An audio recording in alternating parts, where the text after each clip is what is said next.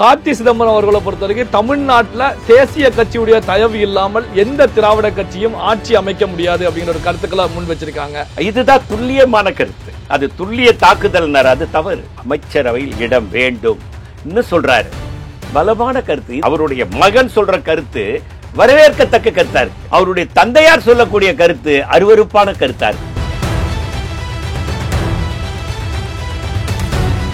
மகன் கிட்ட இருந்து அவர் பாடம் கத்துக்கணும் என்றது என்னுடைய கருத்து. தமிழ்நாட்டிலே காங்கிரசும் பலமாக இருக்கிறது என்பதை கருத்தில் கொண்டவர் முதல்வர். ஒரு 160 சீட்டு நம்ம நிக்கலான்னு அவங்க முடிவு பண்ணியிருக்கிறதா தான் எங்களுக்கு தகவல் வந்து. அப்படி 200 சீட்டெல்லாம் அவர் நிக்க மாட்டாரு. அவருக்கு அந்த எண்ணெல்லாம் இருக்கிற மாதிரி எனக்கு தெரியல. சிதம்பரம் அவர்கள் ஒரு கருத்துக்களை முன் வச்சாங்க. இந்தி கூட்டணி பலகீனம் அடைஞ்சிருக்கு இந்திய அளவுல. அவருடைய சொந்த கருத்துக்கெல்லாம் நம்ம கருத்து பதில் சொல்ல வேண்டிய அவசியம் இல்லைன்னு. ஒரு மூத்த காங்கிரஸ் தலைவர் பிஜேபியினுடைய கட்டமைப்பு சரியா இருக்குன்னா, இப்ப காங்கிரஸ் கட்டமைப்பு சரியா இல்லைன்னு சொன்னா அது காரணம் யாரு? நீங்க 10 வருஷம் நிதி அமைச்சரா இருந்தீங்க, உள்துறை அமைச்சரா இருந்தீங்க, மன்மோகன் சிங் பிரதமரா இருந்தாரு, நீங்க ஆண்டீங்க. கட்டமைப்பு சரியா இல்லைன்னா என்ன அர்த்தம்? யார் காரணம்? ராகுல் காந்தி பிரதமரா இருந்தாரா? இல்லையே. நாட்டை ஆண்டது நீங்களும் மன்மோகன் சிங் தான். கட்டமைப்பு சரியா இல்லைன்னா யார் காரணம்? காங்கிரசினுடைய முகமாக அடையாளம் காட்டப்பட்ட நீங்கள், இந்தியா முழுவதும் அடையாளம் காட்டப்பட்ட நீங்களே இந்தியா கூட்டணி பலவீனமாக இருக்கிறது, பாஜக கூட்டணி கட்டமைப்பு வலிமையாக இருக்கிறது என்று சொன்னார்.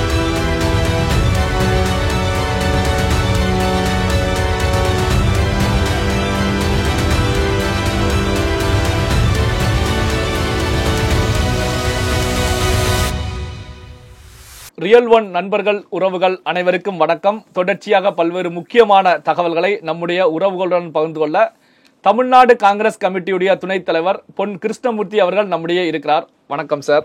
வணக்கம். ரியல் ஒன் நேயர்களுக்கு என் அன்பான வணக்கங்கள். 2026 சட்டமன்ற தேர்தலை பொறுத்த வரைக்கும் திமுக 200 தொகுதிகளில் வெற்றி அப்படிங்கிற இலக்கோடு பயணிச்சுக்கிட்டு இருக்காங்க. முதலமைச்சர் மு.க. ஸ்டாலின் அவர்கள் கூட 234 தொகுதிகளில் வெற்றி பெற்றாலும் ஆச்சரியப்படுவதற்கு இல்லை அப்படிங்கிற கருத்துக்களை கூட முன் வச்சாங்க.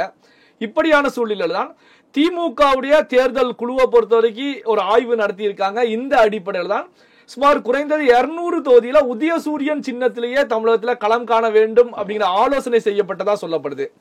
அப்படி 200 தொகுதியில திமுக களம் கண்டால் இது காங்கிரஸ் கூட்டணியில் இருக்கக்கூடிய காங்கிரசுக்கு ஒரு நெருக்கடியை உருவாக்கும் இல்லையா? ஏன்னா இவங்க எதிர்பார்க்கக்கூடிய தொகுதிகள் கிடைக்குமா அப்படிங்கிற ஒரு கேள்வி உருவாகும் இல்ல சார்? பல முறை தமிழ்நாடு காங்கிரஸ் கமிட்டி தலைவர்களாக இருந்தவர்களோடு முதல்வரை சந்திருக்கேன். அவருடைய மென்மையான அணுகுமுறை, அன்பான வார்த்தைகள், யாரையும் புண்படுத்தாமல் பேச வேண்டும் என்ற எண்ணம், கூட்டணி கட்சிகளுக்கு அவர் கொடுக்கும் மரியாதை, என்னை பொறுத்தவரையில் அவர்கள் இப்படி நினைத்திருக்கிறதுக்கு வாய்ப்பு இருக்கு. ஒரு 160 சீட்டு நம்ம நிக்கலான்னு அவங்க முடிவு பண்ணியிருக்கிறதா தான் எங்களுக்கு தகவல் வந்திருக்கு. அது போக மீதி இருக்கக்கூடிய அது 40, ஒரு 34, 74 தொகுதியை கூட்டணி கட்சிகளுக்கு கொடுக்க வேண்டும் என்ற முடிவு செய்திருப்பதாகத்தான் எங்களுக்கு தகவல் கிடைச்சிருக்கு. அப்போ 74 என்ற போது காங்கிரஸுக்கு இன்னும் கூட 1-2 கூடுதலாக, போன தடவை விட இன்னும் கூடுதலாக கிடைக்கும், மற்ற கட்சிகளுக்கு கூடுதலாக கிடைக்கும். இந்த 200 தொகுதி என்றது அது இட்டுக்கட்ட கதை. யாரோ அதை சொல்லிக் கொண்டிருக்கிறார்கள். ஆனால் முதல்வர் ஸ்டாலின் அவர்கள் ரொம்ப மெச்சூராக இருக்கார். அதில் எந்த சந்தேகமும் இல்லை. அவருடைய பேச்சுக்கள், அவருடைய நிதானமான பேச்சுக்கள்லாம் யாரையும் புண்படுத்தாமல் இந்த இயக்கத்தை மீண்டும் அரியணையில் ஏற்ற வேண்டும், இந்த கூட்டணியை என்ற முடிவோடு இருக்கிறார். அதனால் 200 சீட் என்ற விபரீதமான முடிவெல்லாம் இந்த முதல்வர் எடுக்கவே மாட்டார் என்ற நம்பிக்கை எனக்கு நிச்சயமாக உண்டு. காங்கிரஸ்காரங்க அத்தனை பேருக்கு நிச்சயமாக உண்டு. காங்கிரஸ் மேலிடத்திற்கும் அது உண்டு. காங்கிரஸ் கேட்கும் தொகுதியை ஏறக்குறைய அவர்கள் கொடுப்பார்கள். ராகுல் காந்தி மீது மிகுந்த நம்பிக்கை வைத்திருக்கக்கூடிய ஒரு தலைவர், 2 நாட்களுக்கு கூட ராகுல் காந்தியை மிக உயர்வாக பேசிய தலைவர் ஸ்டாலின் அவர்கள், மாநிலத்துக்காக நீங்கள் குரல் கொடுக்கிறீர்கள் என்ற வார்த்தையெல்லாம் முதிர்த்திருக்கிறார்கள். காங்கிரஸ்காரர்கள் மீது எப்போதும் மரியாதை உள்ளவர்கள். தமிழ்நாட்டிலே காங்கிரசும் பலமாக இருக்கிறது என்பதை கருத்தில் கொண்டவர் முதல்வர். ஆகவே எங்களுக்கு அதில் எந்த பிரச்சனை வரவே வராது என்று திடமாக நம்புகிறோம். அப்படி 200 சீட்டெல்லாம் அவர் நிற்க மாட்டார்.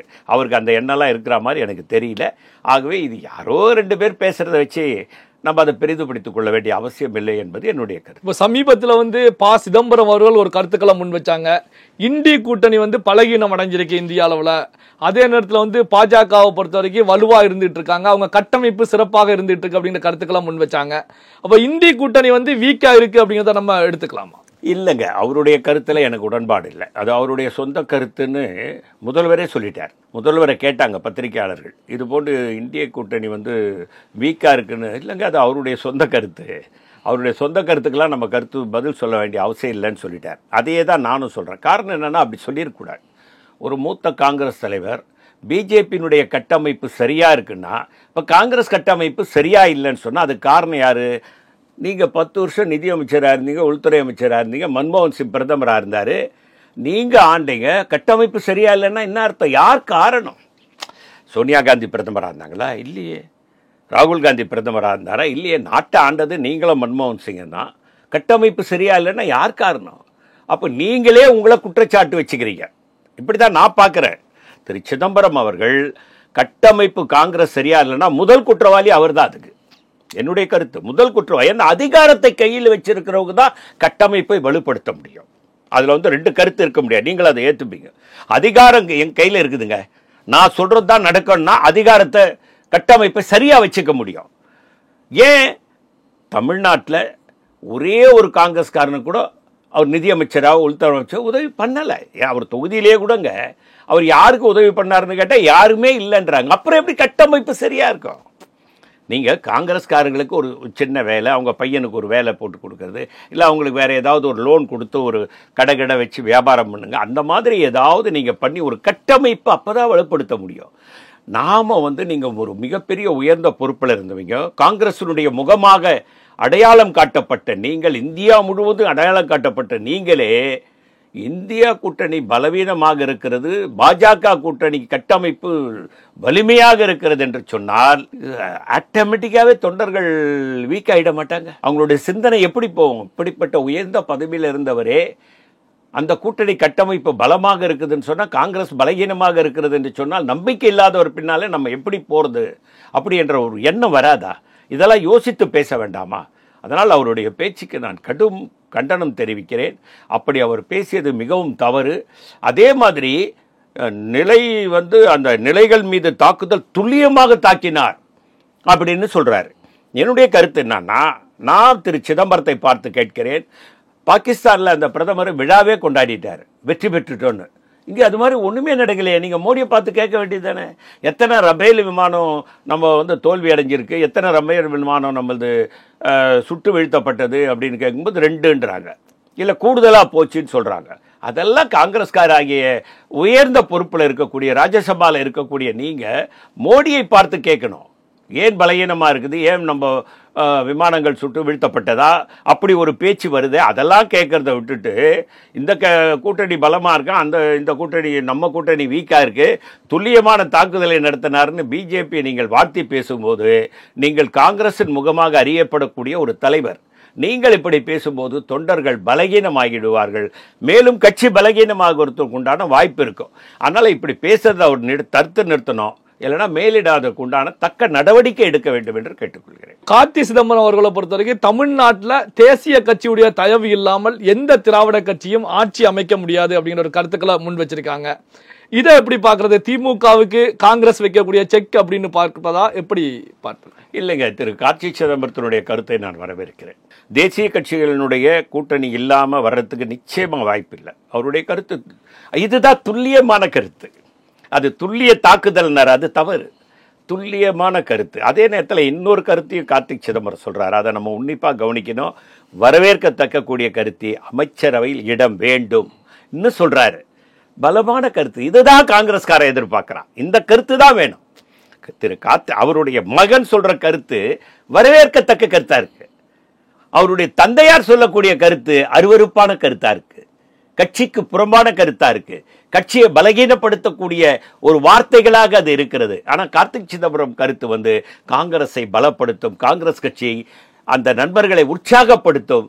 எப்படியும் கார்த்திக் சிதம்பரம் போன்றவர்களுடைய பேச்சு காங்கிரஸ்காரர்கள் மத்தியில் ஒரு எழுச்சி உண்டாக்கும். இப்போ நாமெல்லாம் அப்படித்தானே பேசணும். அந்த கட்சியில் இருந்துக்கிட்டு எம்பி ஆகி இவ்வளோ நாள் மந்திரி அனுப்பிச்சுட்டு பலகீனமாக இருக்கிறோன்னு சொன்னாக்கா அதை விட ஒரு அது என்ன சொல்கிறது, அதை விட ஒரு தவறு ஏதாவது இருக்க முடியுமான்னு தான் நான் கேட்குறேன். அதனால் இனிமேலாவது அவர் அது மாதிரி சொல்லக்கூடாது.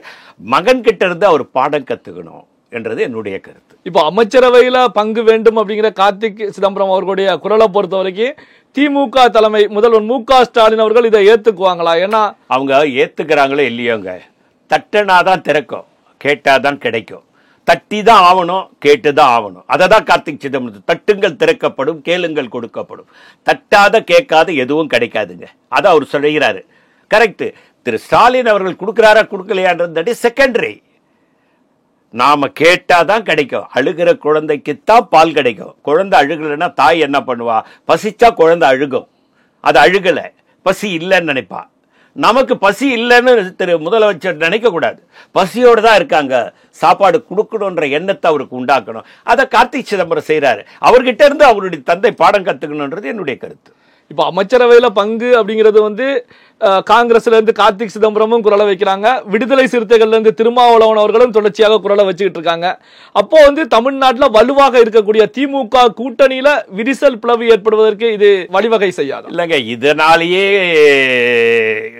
விரிசல் வரத்துக்கு வாய்ப்பு இல்லை. ஏங்க, நாங்கள் கூட்டணியில் இருக்கோம், உங்களுக்காக ஓட்டு கேட்குறோம், உங்களுக்காக எல்லார்கிட்டையும் போய் வேலை செய்கிறோம். காங்கிரஸுக்குன்னு இங்கே ஒரு பேர் இருக்குது, ஆண்ட கட்சி. பெருந்தலைவர் காமராஜரை மாதிரி ஒரு மனிதன் இனி உலகத்தில் தோண்ட போகிறதே இல்லை. காந்தி காமராஜ் மாதிரி இனிமேல் யாரும் உலகத்தில் தோண்ட முடியும். புத்தன் இயேசு காந்தின்னு ஒரு வரி எம்ஜிஆரே பாடுவார் அந்த பாட்டை, புத்தன் இயேசு காந்தின்னு. அந்த காந்தி மாதிரி ஒரு மனிதன் கிடைக்க போகிறதில்ல. தமிழ்நாட்டில் காமராஜ் மாதிரி ஒரு மனிதன் கிடைக்க போகிறதில்ல. அவர் செய்த சாதனைகள் இன்னும் மறக்கப்படாது. இன்னும் 100 வருஷத்துக்கு அது பேசப்படும். அவர் கட்டாத அணைகள் இல்லை, அவர் போடாத சாலைகள் இல்லை, அவர் கட்டாத பள்ளிக்கூடங்கள் இல்லை, அவர் கட்டாத ஐஐடி இல்லை, அவர் கட்டாத மேல்நிலைப் பள்ளி இல்லை, உயர்நிலைப் பள்ளி இல்லை, காலேஜ் இல்லை. அத்தனை பேரையும் படிக்க வைத்தார். ஒரு பேட்டியிலே பில்கேட்ஸை கேட்குறாங்க, நீங்கள் உலக பணக்காரர், இதற்கு யார் காரணம் என்று கேட்டபோது அவர் சொல்லுகிறார், 2 பேர் ஐரோப்பியர்கள், 24 பேர் இந்தியாவை சேர்ந்த தமிழர்கள்னு சொன்னார். அதில் ஒருத்தர்கிட்ட எடுத்து போய் மைக்கை நீட்டுறாங்க. ஏங்க, நீங்கள் 24 பேரும் தமிழரா? ஆமாங்க, நான் தமிழர் தான்.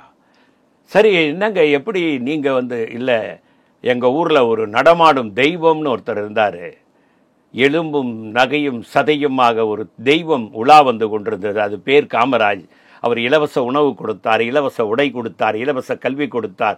அதன் மூலம் படித்தோம், அதன் மூலம் இவ்வளவு பெரிய உயரத்திற்கு வந்தோம். உலக பணக்காரரை உருவாக்கியவரே காமராஜுங்க. அப்படிப்பட்ட மனிதர் ஆண்ட இந்த பூமியிலே நாங்கள் கேட்கக்கூடாதுன்னு சொன்னால் அது எந்த நியாயம்? கார்த்திக் சிதம்பரம் இதெல்லாம் வச்சுதான் கேட்கிறாரு. என்ன தவறு இருக்கு? கரெக்ட். அதை நாங்கள் கொடுக்குறோம், கொடுக்க மாட்டோம், இல்லை எங்களோட அமக்கபலாக பேசி ஏதாவது ஒரு நிலையை எடுத்து தான் ஆகணும் அவங்க. அதனால் நாங்கள் கேட்கக்கூடாது, விடுதலை சிறுத்தைகள் கேட்கக்கூடாதுன்னு ஏன் சொல்லணும்? கேட்கணும், தப்பு இல்லை. இப்போ நீங்கள் பாருங்கள், பீகாரில் கொடுக்குறாங்க. ஏங்க, நான் இன்னைக்கு இருக்கக்கூடிய மத்திய அமைச்சரவையிலே கூட ஒரே ஒரு சீட்டு வச்சிருக்க மும்பையை சேர்ந்த ஒருத்தர் இருக்கார், ஒரே ஒரு எம்பி தான், அவரே மந்திரி ஆயிட்டாரு. அப்படி எல்லாம் கொடுக்குறாங்கல்ல கூட்டணிக்கு, ஏன் நம்ம கொடுக்க கூடாது? பலமா இருந்த போதே கொடுத்தாங்க, மத்திய பிரதேசத்தில் கொடுத்தாங்க, ஊபியில் கொடுத்தாங்க, நம்ம காங்கிரஸ் இருக்கும் போதும் கொடுத்தாங்க, பீகார்ல கொடுத்தாங்க. அதனால தமிழ்நாட்டிலே கொடுக்க கூடாது ஒன்றும் இல்லை, கொடுக்கலாம். பலம் அவங்க முழு மெஜாரிட்டியோட வந்தா கூட இந்த இயக்கத்தில் இருக்கிறவங்க, பலமா இருக்கிறவங்களுக்கு 2 3 கொடுங்க, பலம் இல்லாதவங்க 1 1 கொடுங்க. உங்களோட இணைஞ்சி தானே நாங்கள் பணியாற்றிக்கணும், உங்களுக்கு தானே ஓட்டு கேட்குறோம், உங்களுக்காக தானே பேசுகிறோம். 5 வருடம் இந்த தேர்தல் போது தான் கூட்டணின்னு நாங்கள் சொல்லலையே, 5 வருடமும் உங்களுக்காக தானே நாங்கள் பேசிட்டு இருக்கோம். இப்போ கூட நீங்கள் கூப்பிட்டு கேட்ட போது நாங்கள் அவங்களுக்கு ஆதரவாக தான் பேசணும், அவங்களுக்கு எதிர்ப்பாக பேசணும். அப்போ எங்களுக்கு நீங்கள் எங்களை உள்ள வச்சுக்கிறதுல என்ன உங்களுக்கு வருத்தம் இருக்கு? நாங்கள் உங்களுக்காக தான் உழைப்போம். அதனால கூட்டணி மந்திரி சபையில் அவங்க மெஜாரிட்டி வந்தால் கூட எங்களுக்கு நிச்சயமாக காங்கிரஸுக்கு அதனுடைய கூட்டணியாக இருக்கக்கூடியவர்கள் யாராக இருந்தாலும் கேட்டால் அவர்களுடைய எம்எல்ஏக்கு ஏற்றவாறு அமைச்சரவையில் பொறுப்பு கொடுக்க வேண்டும். அதே மாதிரி வாரிய தலைவர்கள் கொடுக்க வேண்டும், உறுப்பினர்கள் கொடுக்க வேண்டும் என்பது என்னுடைய வேண்டுகோள். இந்த முறை திரு ஸ்டாலின் கொடுப்பார் என்று நான் உறுதியாக நம்புகிறேன். பல்வேறு முக்கியமான தகவல்களை நம்முடைய உறவுகளுடன் பகிர்ந்து கொண்டதற்கு நன்றி சார். வணக்கங்க, நன்றி.